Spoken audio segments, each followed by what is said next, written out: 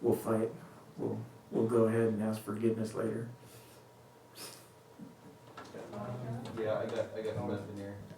So that means there will be no YouTube or, Oh, Always better to beg forgiveness than ask permission. try again here. Okay, so. That's weird. I'm looking at all the different Wi-Fi connections.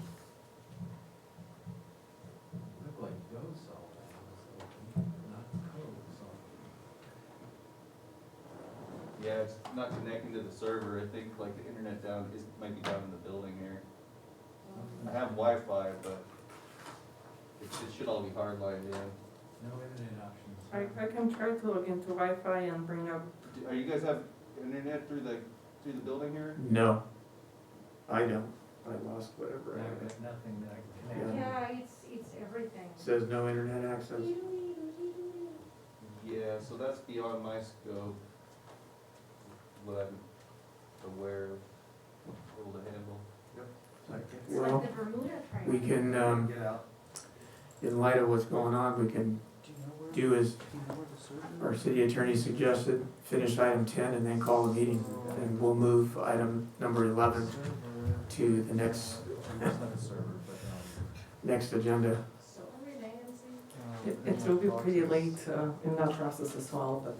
Yeah, and just so the council's aware, there's a second reading opportunity on this particular item, so there'll be an opportunity for the public to comment if they wish to do so on the second reading, but it is important to get it moving. And we'll have to talk about the next agenda item as well, because I think that is somewhat time sensitive. But in any event, I'm prepared to go ahead and give the staff report on this with your Okay. permission. Thank you, Mr. Mayor, members of the council. This is an introduction, first reading of an ordinance to implement what we call SB 1383. This is a law that was passed a number of years ago that, if I had to put it into one sentence, basically implements state requirements to divert more green waste or organic waste out of the landfill and into better purposes. So SB 1383 is a provision that the state has imposed on local governments to divert organic waste from the landfill by doing a number of things. One, implementing mandatory requirements that diversion take place. Secondarily, to divert certain edible food waste to food recovery organizations. So if you think about something that at the store is beyond its best buy or sell by date, it still may be edible, still may be entirely safe to eat. And the concern at the state level was there was a lot of food waste or food being wasted that could have been recovered and provided to people in need for that. So that is one of the aspects of it. And there's regulations that would be placed on commercial edible food generators such as supermarkets, restaurants, and so on. There are provisions in there as well for haulers and self-haulers that people can take their own green waste to the landfill or composting sites on their own to avoid the requirements. And then there's some minor things with respect to the Model Water Efficient Landscape Ordinance, MWELO, that would also deal with this as well. So this is here for first reading. I will tell you that Chelsea O'Sullivan of my office is the one who prepared this ordinance. She's become kind of one of the internal experts in the firm on this. We have recently done one of these in one of my other cities as well. There's not a lot of discretion for the city on this one. This is something that is being put on us by the state. If we do not pass such an ordinance and we do not compel the waste haulers to comply with it, there are pretty significant fines that can come down from Cal Recycle against the city. So if you take a look at the agendas of cities all throughout California over the last week and a half or 2 weeks, you'll see an SB 1383 ordinance on almost every city's agenda right now. So the ordinance is here for first reading. You have an opportunity to make any changes that you wish, but the recommendation is to go ahead and pass the ordinance on first reading and make a determination that it is exempt from CEQA review. I'll be happy to answer any questions about the ordinance. Is this All right. something that, well, I mean, I guess it's not really about the ordinance, but I'm just wondering, the local waste management company, who is it? It's not Marbury, it's waste management, right? Do they have a composting program? Because I don't see us creating a composting facility anytime soon. You want a microphone? Okay. Darn, There's nobody else. there's nobody else here. It is being recorded. Oh, okay, good. It is being Okay, recorded, so it will be sorry. uploaded later. Oh, okay. Yeah, so I think the easiest way to make this happen is to let Waste Management provide that service. Otherwise, what, we have to come up with our own composting facility?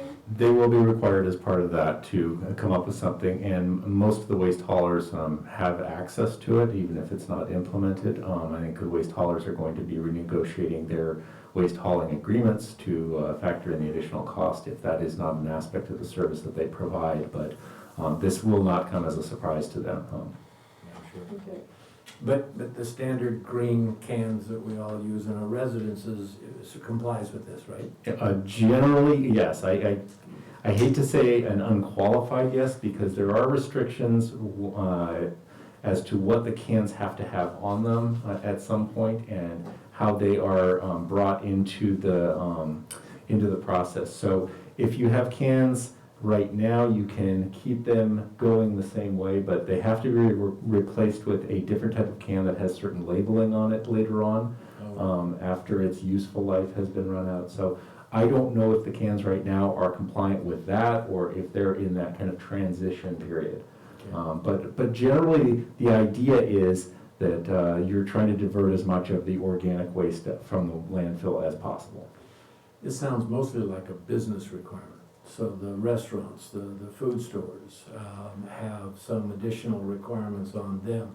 I mean, there's a veggie rescue here that takes expired food and we reuse it, and that's how Bethania gets some of their food.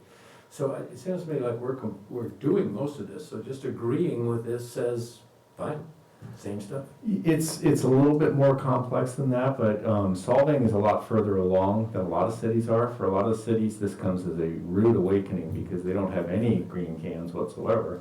And some cities don't even have the blue cans. So they're doing what they can to resolve that. And for those cities, it is a much bigger undertaking. But Solvang, is ahead of the curve. Thank you. Are there any other comments?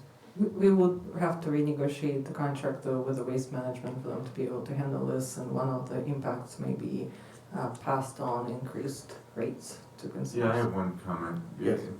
Anybody who thinks, this is so classic of what comes out of Sacramento.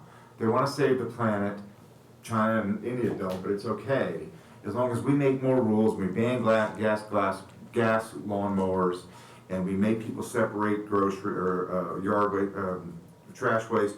Where my daughter went to school at USF, there's like 12 different bins to put stuff in. There's 6,000 woke kids dumping everything in the trash. And to say that there's no fiscal impact on this is just really insulting. It's just another thing that comes out of Sacramento to make everybody feel good.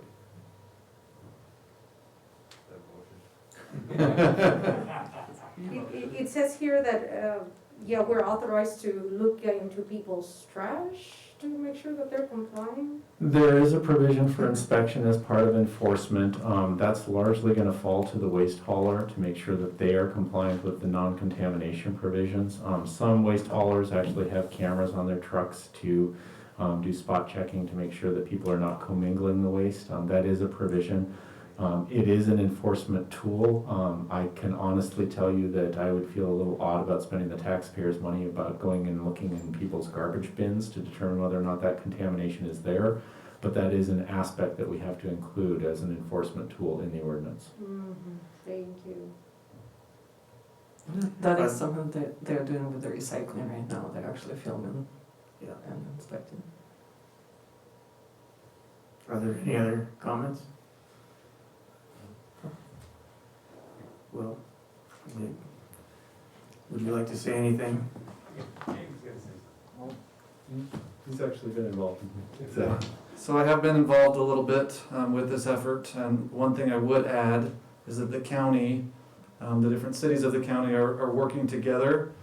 And just as recently as last week, the county is putting forth a proposal that the different cities can benefit from.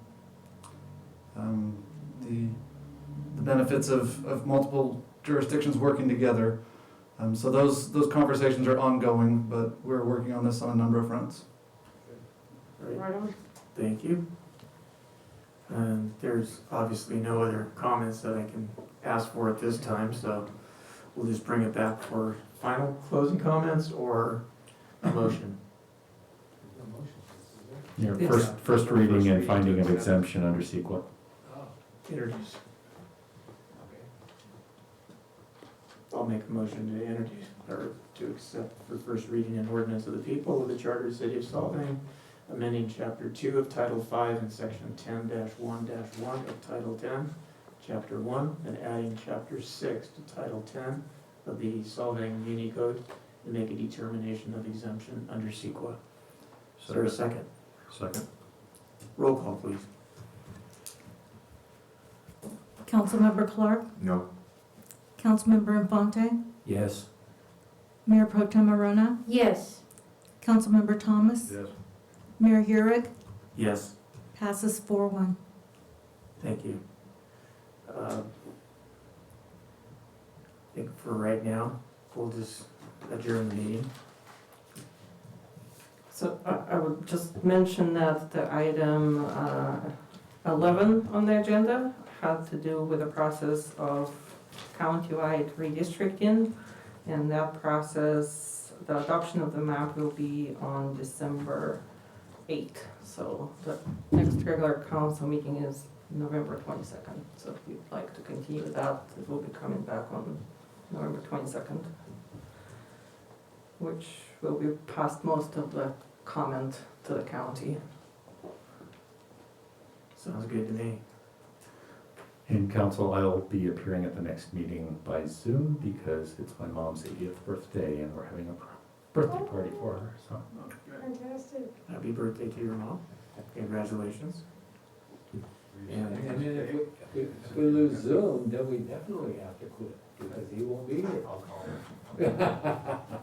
Are you, speaking of that, Contingency plan. so with that in place, if this does happen, then you would have to call in order for us to continue the meeting.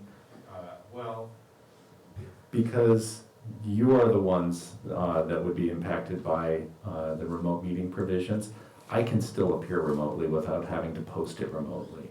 So if Zoom goes down, I will call in on my phone, I'll get involved, I'll get in somehow.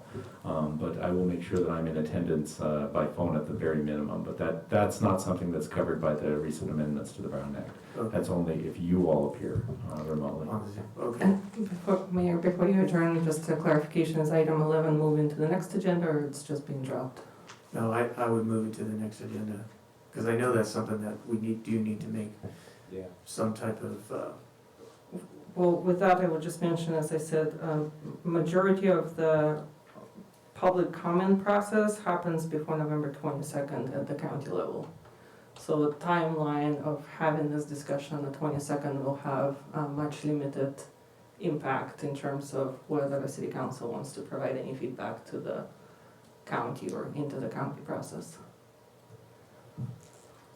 that may be, but I know that we had at least one person that wanted to speak on this item, and I'd like to be able to give them that opportunity to be able to do that. Good with me.